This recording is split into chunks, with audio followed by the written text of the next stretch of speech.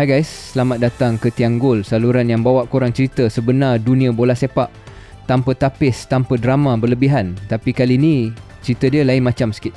Bayangkan, skuad yang tengah dirancang nak gegarkan Asia tiba-tiba diserang dengan isu dokumen diragui denda besar sampai pemain digantung setahun. Bukan setakat karier pemain je terjejas, tapi maruah negara pun ikut tercala guys. Persoalan mula timbul, siapa sebenarnya buat aduan ni? Siapa yang urus dokumen tu? Dan yang paling penting, apa benda sebenar yang berlaku di sebalik semua ni? Okey guys, kita masuk terus.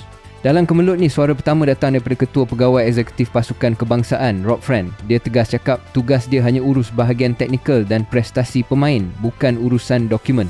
Bahagian tu katanya memang kerja Persatuan Bola Sepak Malaysia atau FAM bersama agensi kerajaan. Nampak macam jelas kan? Tapi bila FIFA umum yang siasatan rasmi dibuka pada 22 Ogos, itu tandanya masalah ni bukan sekadar salah faham biasa.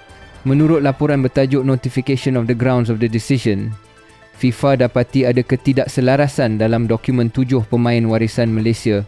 Akibatnya FAM kena denda besar dan 7 pemain tu digantung 12 bulan, siap dengan denda per pemain. Guys, ini bukan benda kecil. Ia sentuh artikel 22 dalam kod tata tertib FIFA bab pemalsuan dokumen rasmi. Bayangkan betapa berat tuduhan tu. Reaksi dalam negara pun berpecah, ada yang marah, ada yang sedih, dan ada juga yang masih pertahankan pemain, yakin mereka tak bersalah dan cuma nak main untuk negara. Lepas tu FAM ambil langkah besar gantung tugas Setiausaha Agung Datuk Nur Azman Rahman dan upah Peguam Sukan Antarabangsa Serge Vitos untuk urus rayuan. Tapi apa yang buat orang makin terkejut, timbalan Presiden FAM, Dato' S. Sivasundaram, dedahkan yang aduan kepada FIFA tu datang dari individu Vietnam. Sehari lepas Malaysia belasah Vietnam 4-2 kat Bukit Jalil dalam kelayakan Piala Asia 2027. Kalau betul, ini bukan lagi isu dokumen semata, tapi macam ada unsur politik bola sepak Asia Tenggara.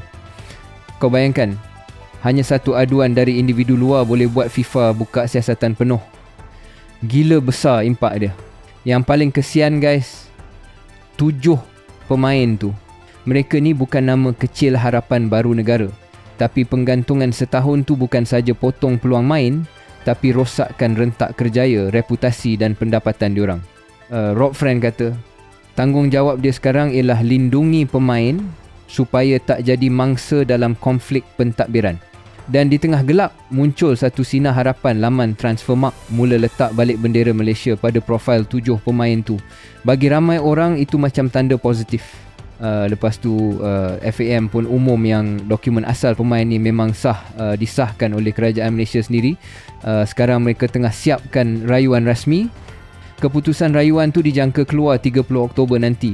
Tarikh tu guys akan jadi penentu sama ada nama FAM dan 7 pemain tu dibersihkan atau hukuman tu kekal. Tapi apa pun keputusan nanti, satu benda jelas, sistem kena lebih telus. Dan dokumen pemain kena betul-betul kukuh lepas ni. Bola sepak Malaysia dah pernah jatuh dan bangkit banyak kali. Tapi kali ni isu dia bukan pasal kalah menang kat padang, tapi tentang maruah dan integriti negara sendiri. Apa pendapat korang? Adakah Malaysia jadi mangsa permainan politik bola sepak antarabangsa atau memang ada kelemahan dalam sistem kita sendiri? Tulis pandangan korang kat ruangan komen guys.